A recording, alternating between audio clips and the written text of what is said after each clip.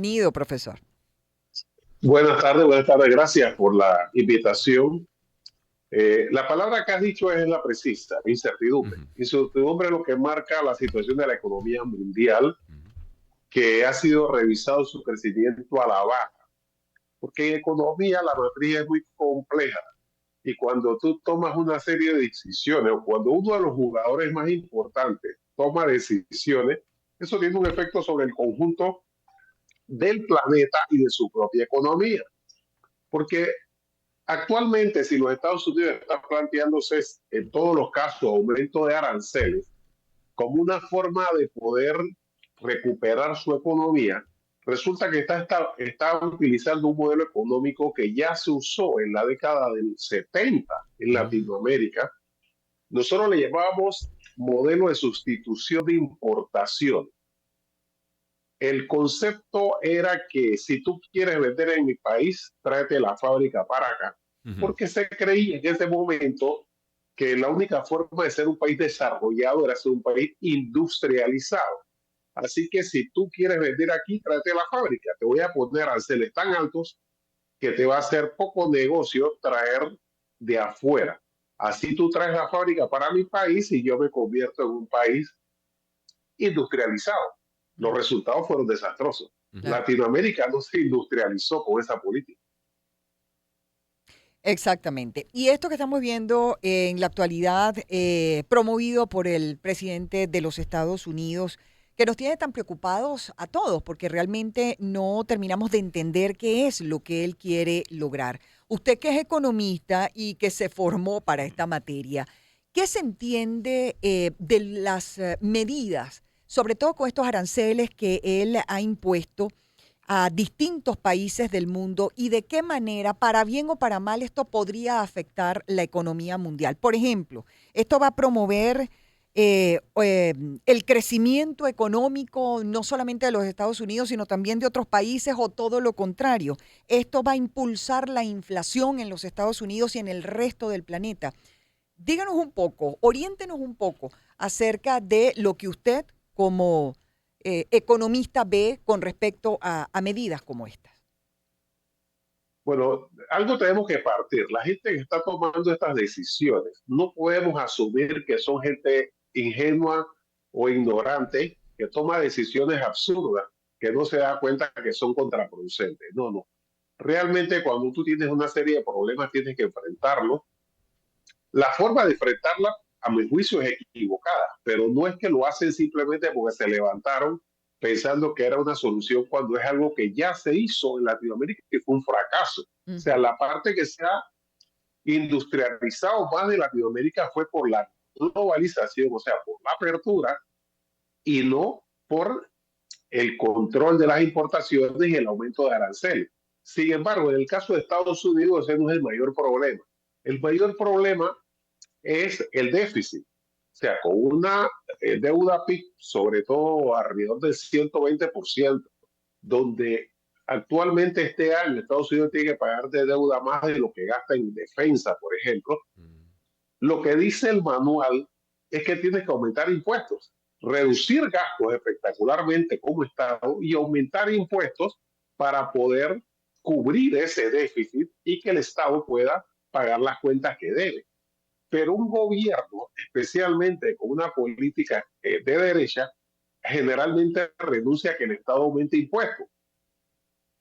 El aumento de aranceles es un aumento de impuestos, Claro. porque el que está en el comercio sabe perfectamente que los aranceles no lo paga el productor, lo paga el país que importa. Cuando llega la mercancía, te la venden FOB, Sí, free on board, o sea, en el puerto del que te lo vende. Tú Profesor, pagas el así es. envío y pagas el impuesto que te pone el país para entrar. Sí. tengo que interrumpirlo, profesor, un momento porque nos indican que debemos ir a la pausa acostumbrada de esta hora en la emisora, pero le pedimos que por favor se mantenga allí en línea porque en breve seguimos con usted para seguir escuchando lo que nos está comentando acerca de la economía mundial en estos tiempos que estamos viviendo. Ya volvemos con el profesor Felipe Argote, economista. Espacio para conectar. Éxitos. Caracas, El Vigía, Guarenas Guatire, Maturín, Táchira, Mérida, Barquisimeto, Margarita, Puerto La Cruz, Puerto Ordaz, Maracaibo, Maracay. Éxitos. Sonidos en primera fila.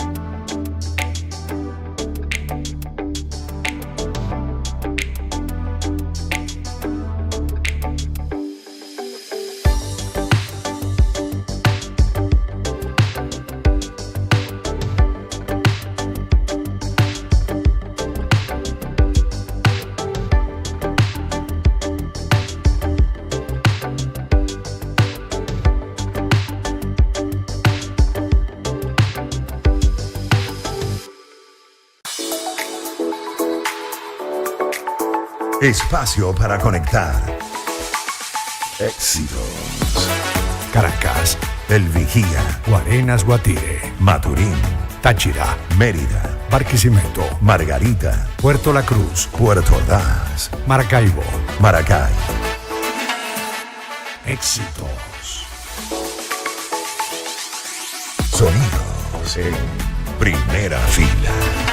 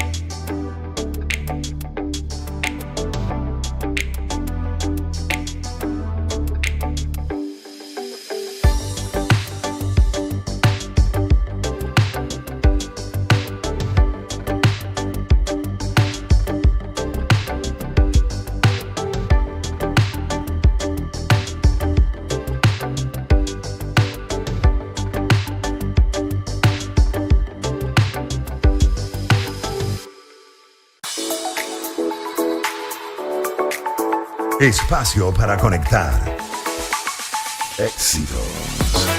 Caracas, El Vigía, Guarenas, Guatire, Maturín, Táchira, Mérida, Barquisimeto, Margarita, Puerto La Cruz, Puerto Ordaz, Maracaibo, Maracay. Éxitos. Sonidos en primera fila.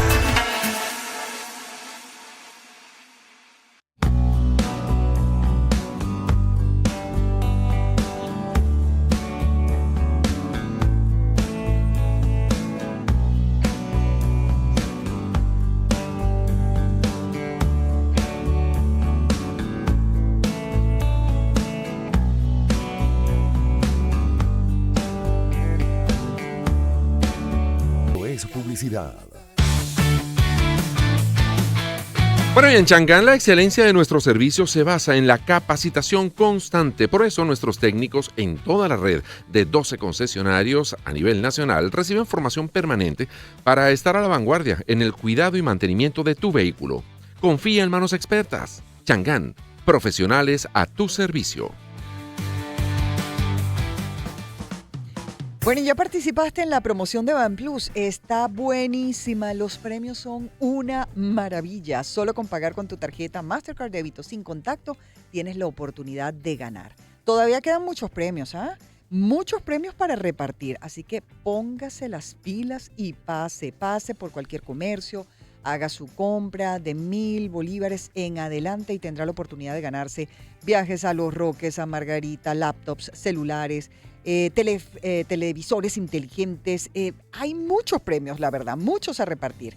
Y no pierdas esta oportunidad y sigue usando tu tarjeta Mastercard Débito sin contacto de BanPlus. Ve al Instagram @BanPlusOnline y conoce todos los detalles de cómo ganar. Promoción autorizada por la Sudeban, válida desde el 3 de junio de 2025 hasta el 31 de agosto de 2025. Ciertas condiciones aplican. Agenda de bolsillo. Un GPS que marca el itinerario del país.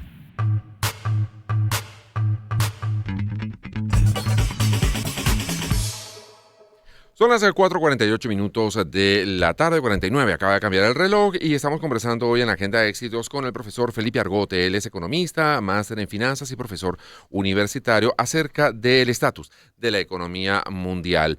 Y decíamos en la primera parte, bueno, que la incertidumbre forma parte de lo que se está viviendo en estos tiempos y de alguna manera también argumentaba el profesor Argote sobre los inconvenientes, no solo para la economía mundial, sino para la propia economía de los Estados Unidos, de esta especie de guerra de aranceles, esquema que ya se trató en América Latina en los años 70 y fue un absoluto fracaso. Desastres. Ahora, más allá de colocar los aranceles, que está allí sobre el tapete, es que en estos 6 meses que lleva el gobierno de Donald Trump, vemos que sobre todo se amenaza mucho con los aranceles y se dan plazos y se recortan y se alargan y entonces ahora son del 50%, luego del 400%, pero luego se bajan al 12%. Todo es una guerra más bien de declaraciones que de decisiones tomadas que creo que todavía abona mucho más al tema de la incertidumbre. Y por otra parte, usted nos hablaba del déficit y vemos cómo también el gobierno de Estados Unidos recientemente pues eliminó el Medicare, eliminó el USAID, ahorita dice que se va a salir de la UNESCO, le quitó los fondos a la Organización Mundial de la Salud, a la OMS. ¿Ese tipo de recortes ayudan en algo al tema deficitario o el mismo tema de los migrantes, ¿no? Que evidentemente puede resultar en una mejora económica porque no tienes que atender a muchas personas que están de manera ilegal en Estados Unidos? Realmente, esos son mecanismos de resolver el déficit que puede tener en este momento Estados Unidos, profesor.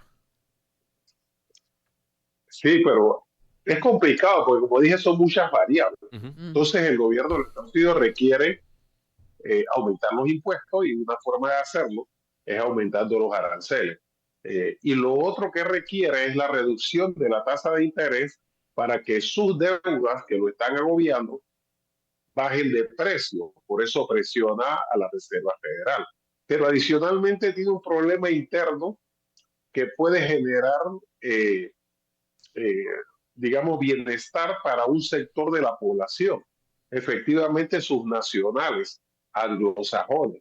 Entonces, al reducir la inmigración, el tipo que tenía una empresa de limpiar piscinas, que perdió su negocio porque el mexicano con un tráiler y su hijo limpiaba la piscina a la cuarta parte del precio de la empresa, ahora va a tener piscinas que limpiar porque esa gente sí tiene poder adquisitivo para pagárselo, pero era mucho mejor pagarle a un mexicano que cobraba una mitad del precio que una empresa que tiene que pagar 21 y 25 dólares la hora a un norteamericano. Claro. Entonces eso hace que su población, o sea, se reduzca el desempleo sobre la base de eliminar de la ecuación a los inmigrantes. Pero al reducir el desempleo, ese tipo que va a ganar 21, 22, 25 dólares, hace que aumenten los precios. Porque siempre cuando vas a ver la inflación, lo primero que ves es desempleo. Si el desempleo baja mucho, significa que tú tienes que pagarle más por el mismo trabajo a las personas y aumenta los precios. Entonces tienes el aumento de los aranceles, tienes el aumento de la inflación por aumento del costo de salario, y eso es un problema para el Estado. Pero tiene que ver como un enfermo que tiene muchos problemas, ¿no? O sea, ¿qué atacamos primero? Vamos a tener que medicarlo, aunque sabemos que es malo para él, porque lo peor es que se muera. Entonces, esas decisiones las toman los que creen que con tal o cual variable van a mejorar la situación. Eso no significa que las decisiones sean correctas. Yo lo que estoy diciendo es que toman decisiones en base a unas variables y no porque se levantaron de bien o mal humor. Entonces, eso afecta a sectores específicos. Por eso ves que en un momento digo, te aumento los aranceles y después te lo bajo 3 meses para ver si negocio, porque yo necesito aumentártelo para poder pagar las cuentas porque son impuestos. Pero hay gente que presiona, que dice, mira, yo soy Walmart y si tú sigues con eso, yo voy a tener que votar cantidad de empleados y cerrar un poco de negocio y eso va a afectar el Producto Interno Bruto. Entonces dice, bueno, espérate, déjame ver cómo hago. Yo quiero subir, pero no tanto. Así que voy a negociar. Entonces, por eso la indecisión que crea estas condiciones. Por eso la economía mundial va a tener una variación, pero eso tiene que ver con aspectos que también no tienen que ver con economía.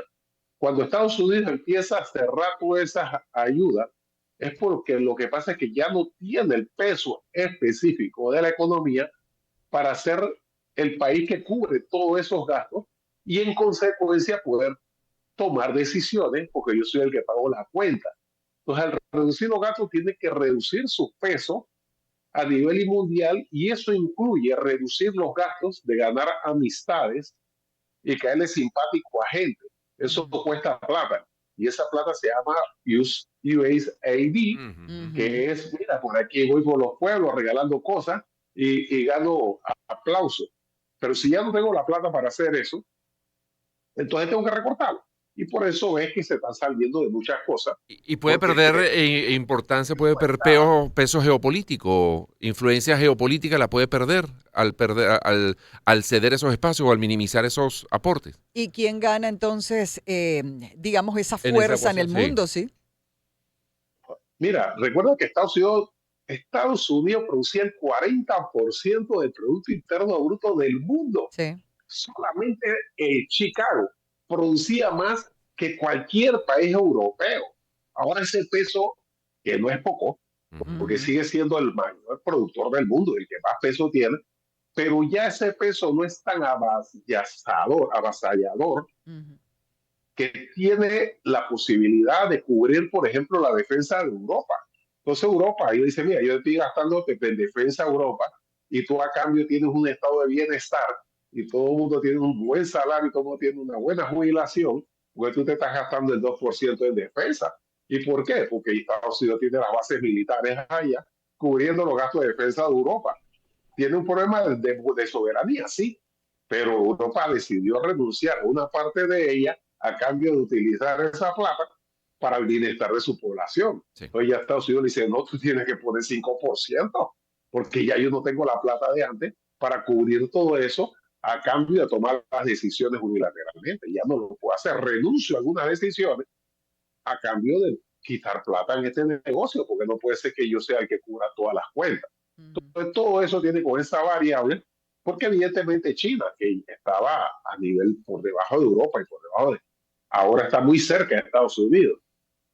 Insisto, eso no significa que Estados Unidos pierde en la totalidad sigue siendo el líder económico. Lo que no toma decisiones en Estados Unidos tiene un peso muy grande en la economía mundial.